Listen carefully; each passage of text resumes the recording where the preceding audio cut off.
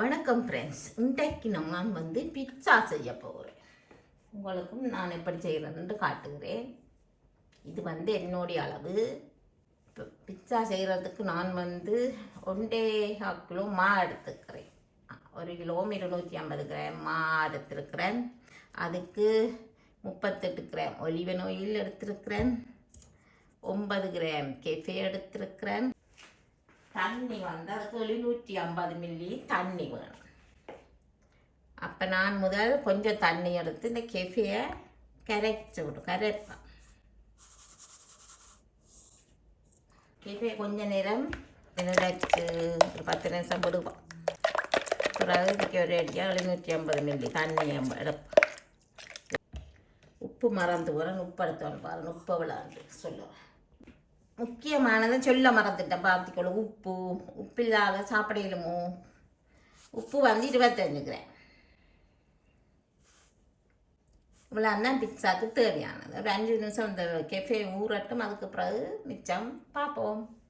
இப்போ கெஃபே நல்லா ஊறிட்டுது.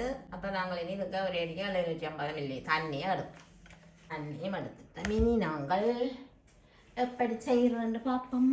நான் இந்த ரொட்டி குழைக்கிற மிஷினில் தான் செய்ய போகிறேன். என்னட்டு இருக்கிறபடியாக அதில் செஞ்சிடறேன். இல்லாட்டி கையாலையும் குழைக்கலாம். அதுவும் கூட விருப்பம். இப்போ மாவை போடுவோம். கொஞ்சம் மாவை வச்சிருப்போம். பிறகு உப்போட சேர்த்து போடுவோம். இப்போ நாங்கள் எண்ணெய் விடுவோம். ஒலிவன் ஆயில். அதுக்கு பிறகு தண்ணியை விடுவோம். தண்ணி கெஃபேயை சேர்த்து புளிக்கிறதுக்கு நான் 15 நிமிஷத்துக்கு செட் பண்ணுறேன். 15 நிமிஷம் குழைக்கணும்மா. அப்போ தான் நல்ல சாஃப்டாக வரும். அப்போ 3 நிமிஷத்தால் உப்பு மாவை திருப்பி போடுவோம்.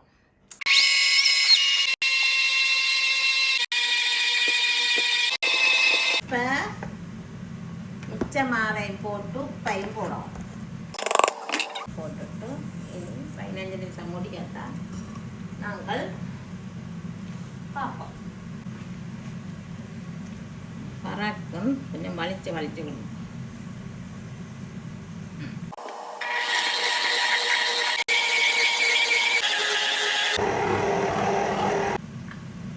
பதினஞ்சு நிமிஷத்தில் நான் 12 நிமிஷத்துல எடுக்கிறேன். நல்லா வந்துட்டது காணும் உங்களுக்கு. பதமாக அடிச்சு தண்ணியை பாருங்க. நல்ல அளவாக தண்ணியும் அளவாக இருக்கு. அதில் சுட்டாக குழச்சி தந்துருக்கு. நாங்கள் அளந்த வெட்டி உருட்டி வைக்கவும். இதை கஷ்டம். மாவை குழச்சி எடுக்கிறாது. அதுக்கு பிறகு உருட்டி ஒரு தட்டில் வச்சுட்டு பார்ப்போம். தட்டில் எப்படி வைக்கிறான்னு பார்க்கலாம். இப்போ பிட்சாவுக்கு நாங்கள் ரவையும் கொஞ்சம் வெள்ளமாக கலந்து வச்சுருக்கிறேன். அதில் விட்டா ஒரு பிட்சா தட்டு வச்சுருக்கிறோம். அது கலவை 270 கிராம் எடுக்கிறோம். அளந்து 300 கிராம் இருக்குது. அப்போ கொஞ்சம் எடுப்பேன். ஓகே, 267 கிட்ட நிற்கிறது தானே. இப்போ நல்லா அப்படி உருட்டி போட்டு இப்படி எல்லாம் நிறுத்து உருட்டி வைப்பேன். எல்லா பிச்சாவும் 270 கிராமுக்கு எடுத்துக்கலாம். எல்லாம் ஒரே அளவாக வரும்.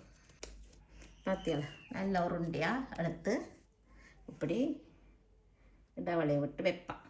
அப்புறம் இதுக்கு நான் தண்ணி விட்டு வச்சுருப்பேன். தண்ணி ஸ்ப்ரே பண்ணுவோம் மேலால். அப்போ காயாது. பிறகு இப்படி ஒரு பிளாஸ்டிக்கால் கவர் இன்னொன்று வட்டி போடுறோம். ஒரு 2 மணித்தால் எடுத்து பிட்சா தயாரிப்போம். இப்போ நான்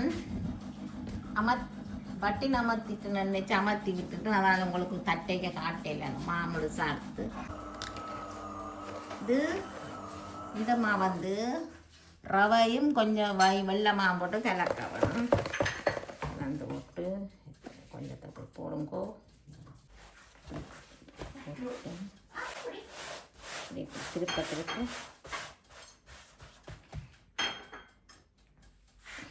இப்படி இப்படி திருப்ப திருப்ப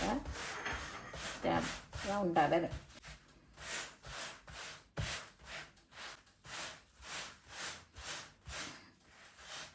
இந்த 2 கரையில் தொடக்கூடாது, அப்போ தான் அது மொத்தமாக வரும். இந்த இடத்துல வைக்கணும் காய் வந்து இப்படி இப்படி வச்சுட்டு தட்டு இருக்குது, தட்டில் கீழே வைக்கும். ஆமாங்க, தட்டில் வச்சுட்டு அப்புறம் இப்படி இப்படி இந்த தட்டு கலவாக இருக்கும். இந்த கரைக்கு பிடிக்கக்கூடாது, அப்போ தான் இந்த கரை மொத்தமாக பட்டமாக இருக்கும்.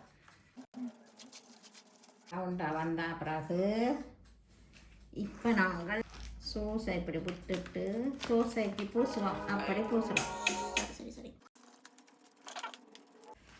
பிறகு மொசரெல்லாவே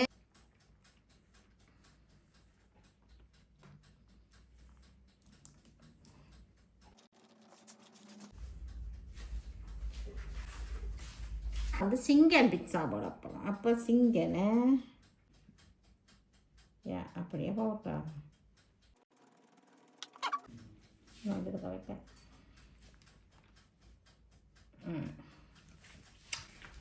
இப்போ வந்து ஒரிக்கானது சரி, அதுக்கு வந்து பிச்சாக்கு மெயினே இந்த ஒரிக்கான்.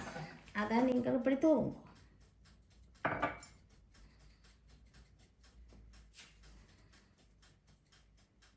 பிறகு நான் ஒரு உப்பு தூவுவேன். நல்லா நீங்கள் உப்பை இப்படி மேலாக தூவி விடுவோம். ஒலிவ் ஆயிலும் இப்படி விடுவோம். நல்லா இருக்கு.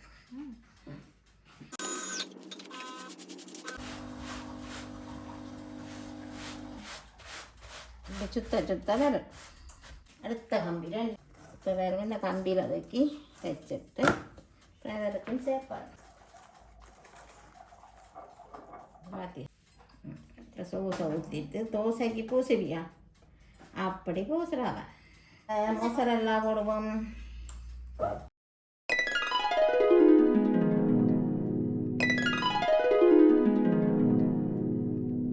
முதல் சிங்கன் போட்ட பிட்சா மிளகறிகாரருக்கு ஸ்பார்கள் போடப்போம். இங்கே பாருங்க, ஸ்பார்கள் அவிச்சு வச்சுக்கோ உப்பு போட்டு.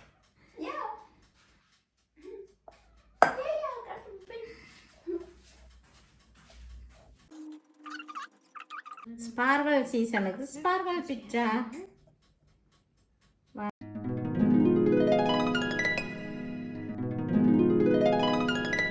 இது வந்து ஸ்பார்கல் பிட்சா. பிட்சாவை நான் ரவுண்ட் வச்சுருக்குறேன். நான் அதில் வைக்கிறேன். வச்சுட்டு முழுக்க வகையில் அரைவாசி தான் வேகாட போகிறேன். அப்புறம் வந்து சாப்பிட்றேன். விட்டு விட்டு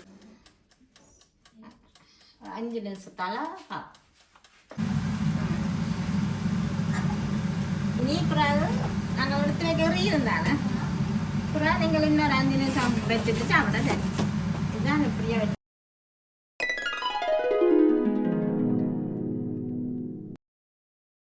இந்த பிட்சா பாருங்க முழுக்க வேக வைக்கல. இப்போ முழுக்க வேக வைக்க 12 நிமிஷம் பண்ணது. நான் 5 நிமிஷம் தான் வேக வச்சுருப்பேன். இதை அப்புறம் எங்களுக்கு எப்போ தேவையோ அப்போ திருப்பி இன்னொரு 5 நிமிஷம் வச்சா சாப்பிடலாம். மாவா வச்சா இதாண்டு போடும் தானே, அதுக்காண்டி இது இந்த நாங்கள் சாப்பிடலேருந்தா இதை இப்போ குளிர வச்சுட்டு அப்புறம் டீபிரிட்ஜில் பொலித்தீனில் சுற்றிட்டு டீபிரிட்ஜில் வச்சா அப்புறம் நாங்கள் தேவைக்கு எடுத்து சாப்பிட்றோம். அதனால் முழுக்க வேக வைக்கல. இவை இப்போ சாப்பிடாதபடியாக அதை இதில் விதாண்டு அப்புறம் நார்மல் பொறுத்துக்க வச்சுட்டு போயிட்டு திரும்ப 5 நிமிஷம் அவனில் வச்சுட்டு சாப்பிடலாம். பாருங்கோ சிங்கன் பிட்சா. நாங்கள் வச்சா பிட்சா செய்கிற கஷ்டம் இல்லை. கஷ்டம்னா ஒரு கஷ்டமும் இல்லை. இப்படி இருக்கிறது பாருங்க பிட்சா சூப்பராக இருக்கும்.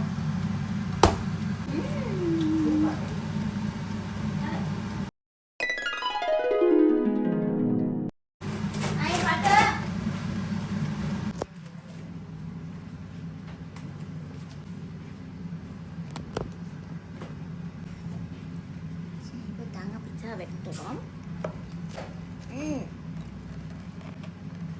Super easy.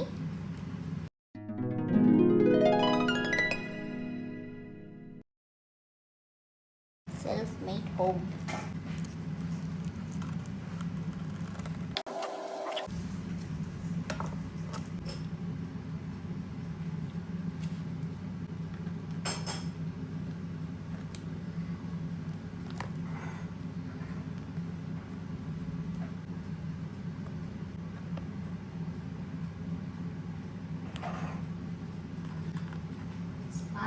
அப்படி இருக்குன்னு பார்ப்போம்.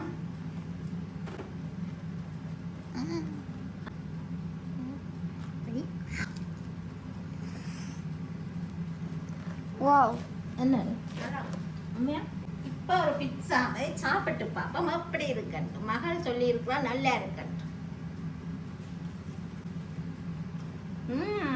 சூப்பராக இருக்கும், ரொம்ப டேஸ்டாக இருக்கும்.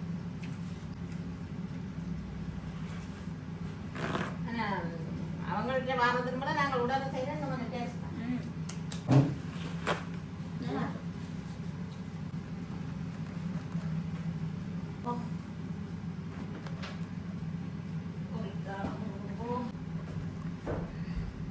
வந்து ஷிங்கன் பிச்சா.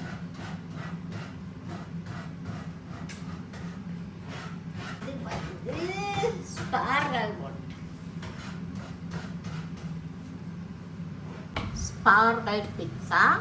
இது நாங்கள் முழுக்க வேக வைக்கல, இறீனா பிறகு டீப் ஃப்ரிட்ஜுக்கு வச்சியலண்டா தேவைக்கு மிக்ரோஸ் கடவுள் டீ குறிச்சு பிச்சா இருக்கும். அப்படி பிச்சாவா எடுத்து சூடாக்கி சாப்பிடலாம். இது நீங்கள் இருகா விட்டு குயிலாயின உடனே பிளாஸ்டிக்கில் சுற்றிட்டு டீ குறிச்சிக்கையும் வைக்கலாம். வச்சுட்டு அப்போ தேவையா அப்போ எடுத்து சாப்பிடலாம். இதே போல் நீங்களும் செய்து பாருங்கள். நன்றி, வணக்கம்.